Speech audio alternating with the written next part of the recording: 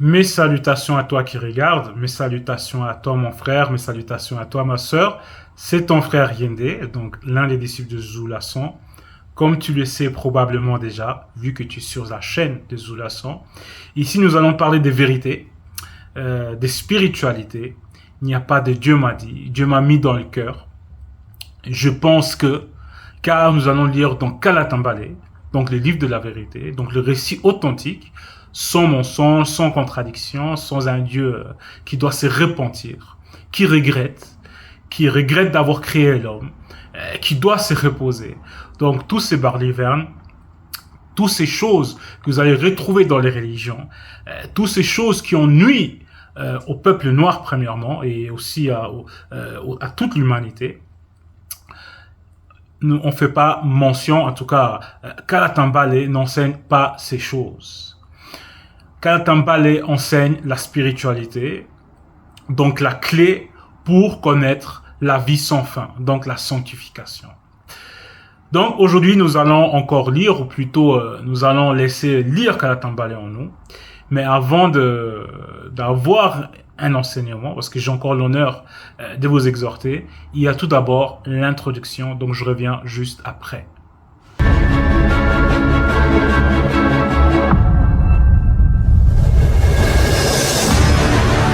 Donc, je suis de retour. C'était l'introduction. Comme tu le sais, tu as ton libre arbitre, donc tu fais ce que tu veux. Personne t'oblige à être une bonne personne. Mais ici, néanmoins, ce que les verbes nous demandent, c'est d'être une bonne personne, de comprendre le pourquoi et le comment. Et pour ça, il faut lire Kalatambale. Il faut lire le récit authentique. Il faut lire ce livre qui peut te servir de témoignage par rapport au spirituel. Donc, tu vas apprendre beaucoup de choses pour ta marche. Et tu n'es pas obligé, mais c'est fortement conseillé. Donc, procure-toi Kalatambale et les autres récits, donc rouleaux, qui en font partie. Donc, comme la démonologie, etc.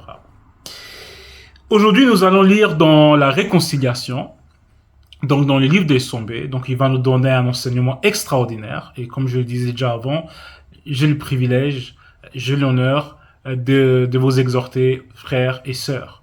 Et aussi à toi qui regarde, toi qui es nouveau, toi qui es peut-être juste curieux, sois attentif, car tu vas apprendre beaucoup de choses, car Essombé, celui que d'autres ils vont nommer Paul de Tarse, c'était pas n'importe qui, c'était un apôtre avec un A majuscule. Donc c'était quelqu'un de très mystérieux, de très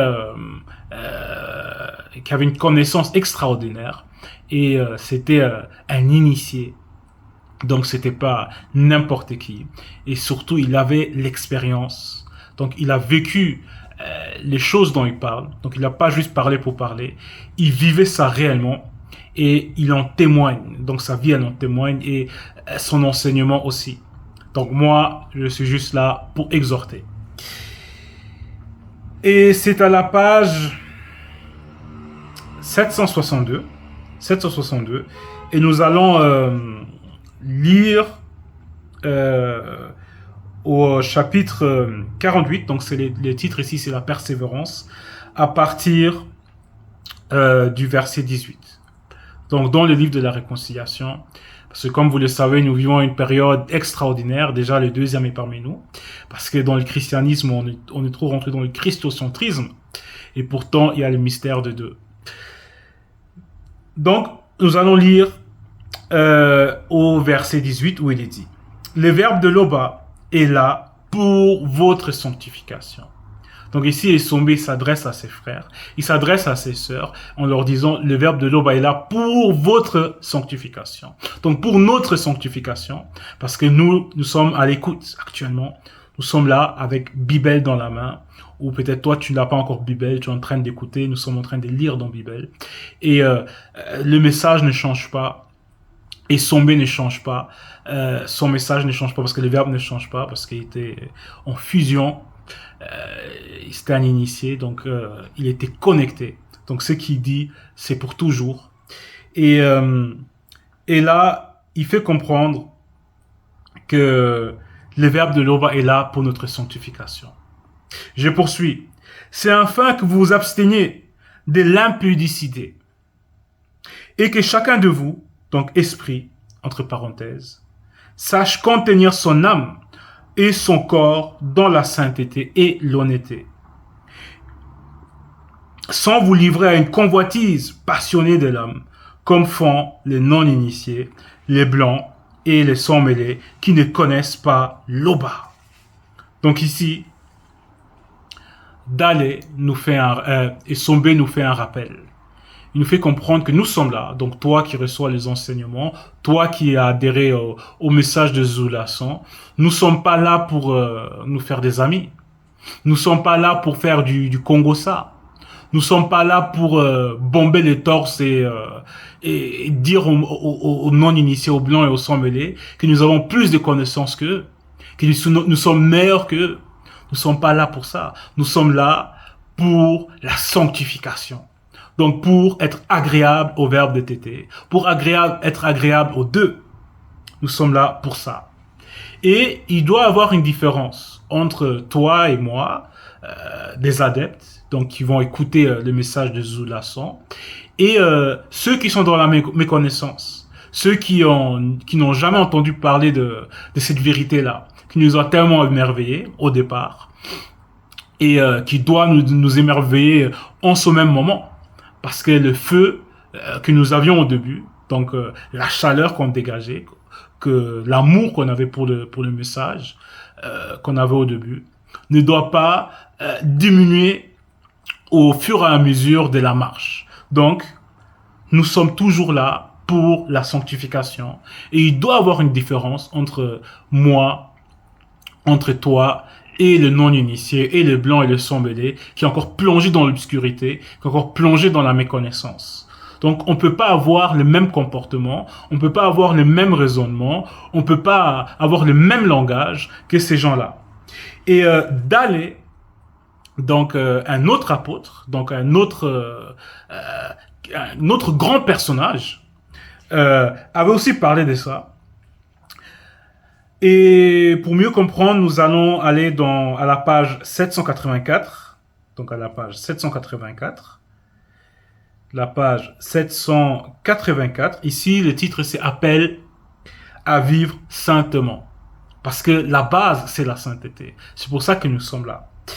Et au verset 16, il est dit, donc chapitre 1, verset 16, c'est pourquoi tenez-vous prêts à agir. Gardez votre esprit en éveil.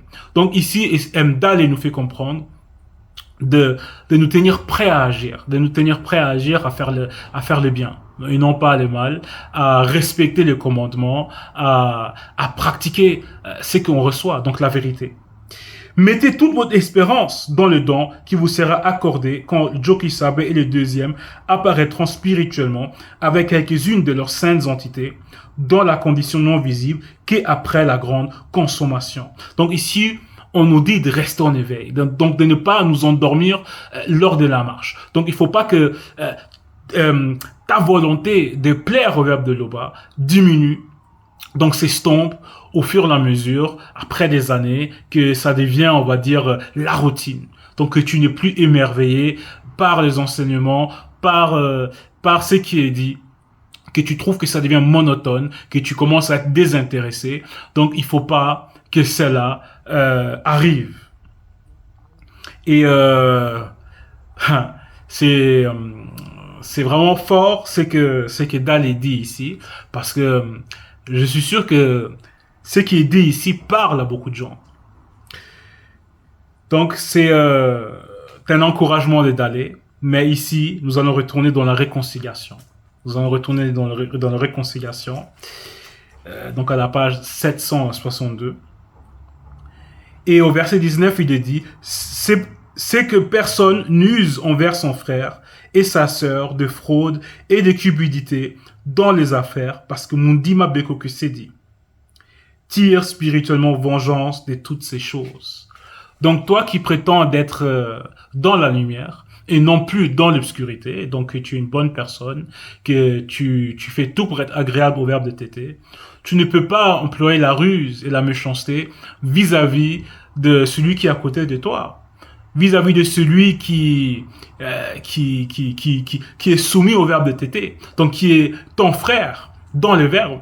Tu ne peux pas employer la ruse envers cette personne-là, que ce soit ton frère ou ta sœur. Et à travers tes agissements vis-à-vis de tes frères, mais tu peux aussi voir où est-ce que tu te trouves spirituellement. Donc, si tu fais ces choses-là, tu dois te poser des questions.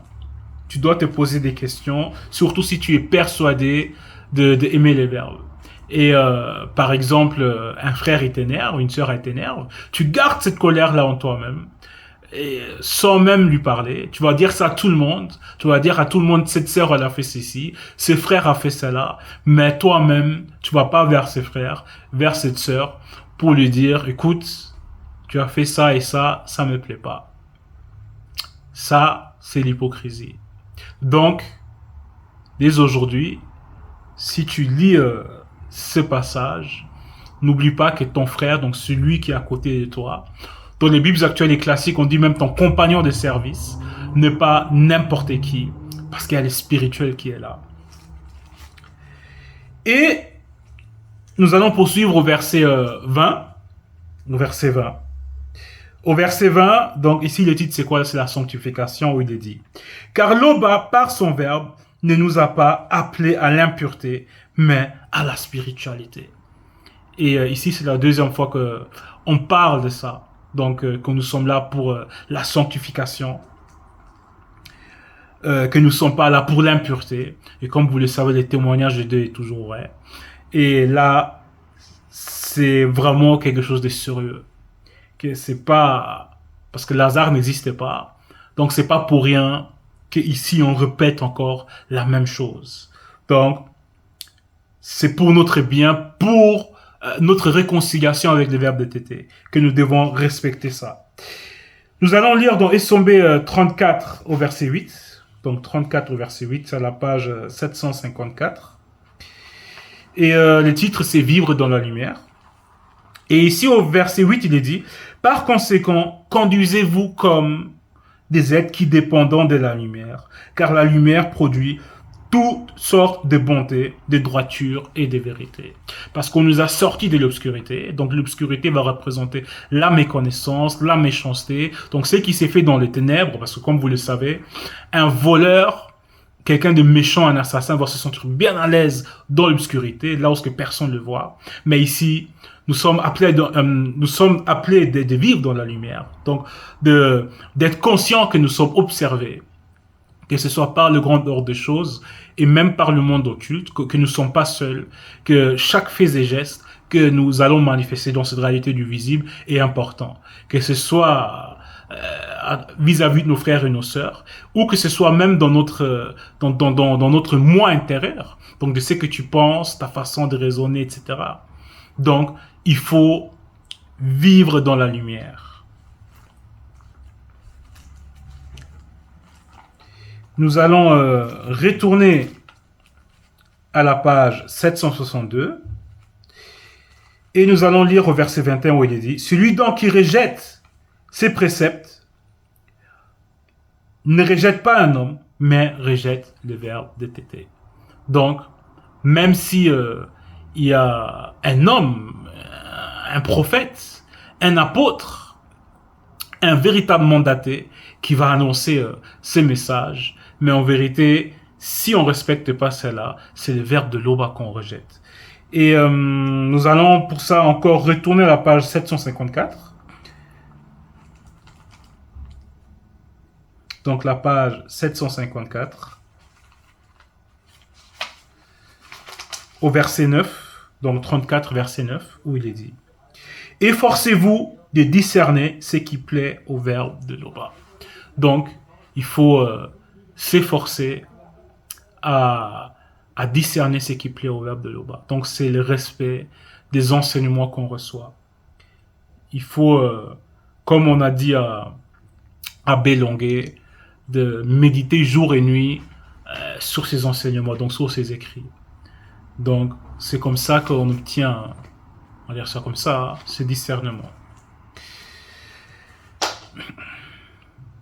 Pour ce qui est de l'amour fraternel, vous n'avez pas besoin qu'on vous écrive, car vous avez vous-même appris du verbe de l'Oba à vous aimer les uns les autres, selon la vérité. Donc à vous aimer les uns les autres selon la vérité. C'est pas que il te reste 10 euros que tu vas donner quand ton frère ou ta soeur va venir te demander ces 10 euros, que tu vas donner toutes tes 10 euros et après, toi-même, tu n'as rien à manger. Ici, on a bien expliqué ça dans le verbe. Donc, avec sagesse, avec intelligence, avec clairvoyance et avec discernement. Donc, il faut respecter son frère, il faut respecter sa sœur. Il faut pas employer de la ruse, de la malhonnêteté. Il faut être naturel. Mais nous vous exhortons, frères et sœurs, à abonder toujours plus dans cet amour et à mettre votre honneur à vivre tranquille, à vous occuper de vos propres affaires et à travailler de vos mains comme nous vous l'avons recommandé, en sorte que vous vous conduisez honnêtement envers ceux du dehors et que vous n'ayez pas besoin de personne. Donc ici, on nous parle de la liberté. Ici, on nous parle d'être autosuffisant. Ici, on nous parle de ne pas être un mendiant vis-à-vis de ses frères, vis-à-vis de ses sœurs, d'être une personne tranquille et de ne pas être dans le Congo-ça, de pas te mêler des affaires qui vont pas te concerner, pas toujours vouloir parler quand voilà, on te demande pas. Donc ici, on nous demande d'être tranquille. Nous ne voulons pas, frères et sœurs, que vous soyez dans l'ignorance au sujet de ceux qui se reposent, afin que vous ne vous affligez pas comme les autres qui n'ont point d'espérance. Parce que dans le christianisme et dans d'autres formes de croyances, on va vous parler du lac de feu, de l'enfer de Dante. Et pourtant, dans Psaume 6.6 ou dans les Ecclésiastes 9.5 à 10, on vous fait bien comprendre que l'enfer, là, qui est dans l'imaginaire de beaucoup de gens, n'existait pas. Dans Bible, donc dans Kalatambale, il y a plus d'explications à ce sujet-là.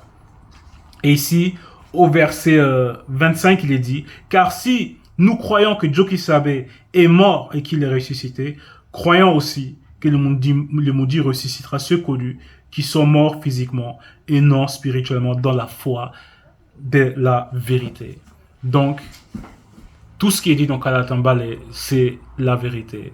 Donc, l'histoire du Christ qui a été mis sur le poteau par amour pour ses frères et qui a ressuscité n'est pas un mythe, n'est pas une fable, mais bien la vérité.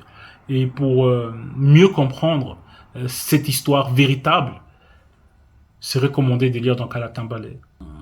Comme il est dit que celui qui trébuche se relève. Donc il faut se relever. Et comme il est dit dans le verset, cherche à discerner ce qui plaît au verbe de tété. Donc il faut se relever, peu importe ce qui arrive, et aller de l'avant. Et espérer. Car celui ou celle qui lutte réellement, qui est courageux, sera réconforté, aura sa récompense.